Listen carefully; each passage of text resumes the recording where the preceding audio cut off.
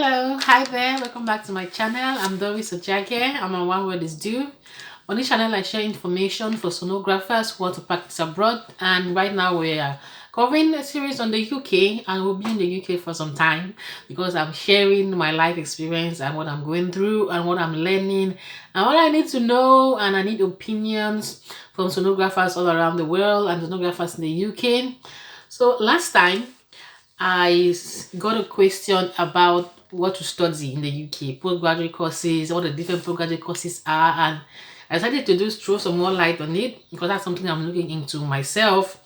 And there's just a lot of differences. From the last videos, the last two videos, we're talking about sonography not being a protected profession, how you can also have to still register with hcpc or NMC or the GMC or whatever. That's about nurses, biomedical scientists, and others.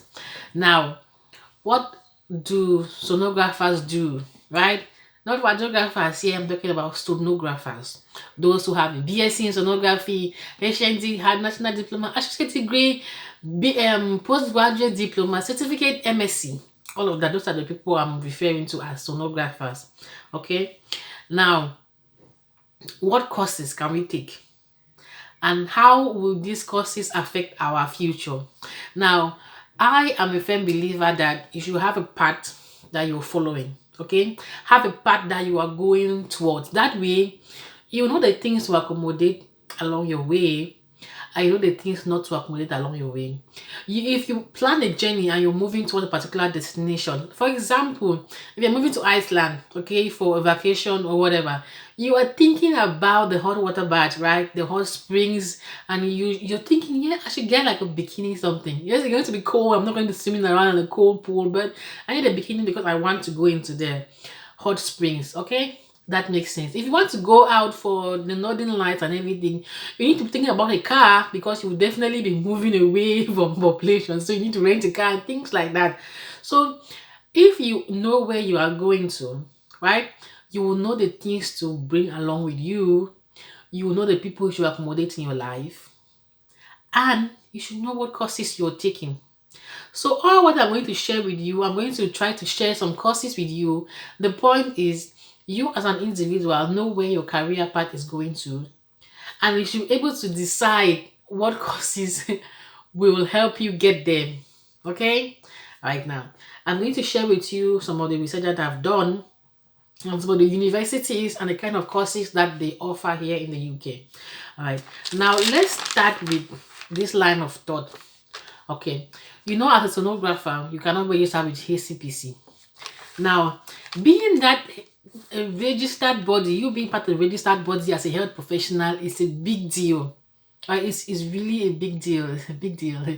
There's a lot of respect that comes to it. Like, people see your HCP registration and they know that, okay, this is a recognized professional. He has been vetted, or he's being vetted continuously, yearly, as these bodies, they help regulation of your CPD, your professional growth, and you are registered daily, and they are aware of the standards for you to be registered there and the regulation of that body. So they know that if you are registered there, you respect that standard. And there are certain legal entities that are covered by you being HCPC registered. Okay. Now, as a sonographer, now we cannot register with HCPC. We can do the clinical technologies. We can do the joint societies and some other things that are not really statutory registry. Okay, now this is my line of thought. Okay, and I need your input on this. I really do need your input on this. Follow me, please. I need your input. All right, so if I do need your input on this. Okay, now you do have an undergraduate degree on sonography. Okay, and the UK does not register sonographers, and you're in the UK, or you're planning to be in the UK, and you're thinking to be a professional in the healthcare sector in the UK, you should have a register, right? You should be registered somewhere. You should be registered professional, right? It speaks to you as a professional, and it speaks to your professional journey. Now I'm thinking, what if you go get an MSc in radiography, is that way out of your career path? Do you think? Hear me out. Hear me out. If you do a full-time MSc, is 1 year, 2 years for some universities, and you do it part-time while you work. If you are in the UK, 3 years, right? You still working as a sonographer, and when you're done, you use it as a registering pathway, right? Just to register and get the hcpc. So you're now registered as a radiographer, right? Don't think too far. Now listen, why? Because I've gone through most of the coursework. They do have some sonography courses. They do have some general courses. What if during this your time, right? What I'm trying to do is make it make sense. What if during your time, right, as your MSc in radiography, right? The end goal is to be able to register as a radiographer so that you have a registered organization that you are part of, right? You can put the hcpc in front of your name, right? And you are viewed as a registered professional. Because anytime people are looking for, like for example, if you were interested in moving into clinical marketing, like clinical instrumentation marketing, like you want to work with Samsung, right, for their ultrasound department, to do clinical testing for their machines. You want to work for Philips, if you want to work for SO8, all those companies that produce ultrasound machines, they are asking you to be hcpc registered. It's a given, right? They ask you to be hcpc registered, and then they want ultrasound experience. Like, how do they, what do they, what are they even saying? What they are saying is what they know, because they know that all sonographers come from the line of radiographers, right? So that's what they know. But there are these people like us, right, who have studied sonography from day one. Is our profession, is what we have studied, is what we know and love, is what we want to do, and that's what we have been studying. Now what about us? And we are the people they need. They end up getting people they end up employing are people with the most years in ultrasound, because they have used multiple machines, they have great input, they know what a sonographer wants from the machine, and they can provide more value to their employers, and they know this. But because of legal indemnities, they want somebody who is hcpc registered. So think about this as we go on. Now let's go back to the coursework that I was referring to. In the coursework, what if you took the course, right, with the end goal of being registered as a radiographer, or being registered with hcpc, just to have the registration, right? So it finds you as a health professional in the UK. Now during the coursework, you take more of ultrasound courses, right? You take the main courses which are not elective, and then more of your elective, you take more of ultrasound elective courses. Would that be a waste of your time and money? Wouldn't that at the end give you the HCPC registration that you need and solidify you as a health professional in the UK? And also, you are also having an MSc that will also help in your career growth. Or is that just way out of it? Are you now like, would you think if someone does that, they will be like going back and forth and not knowing what they are doing? What do you think?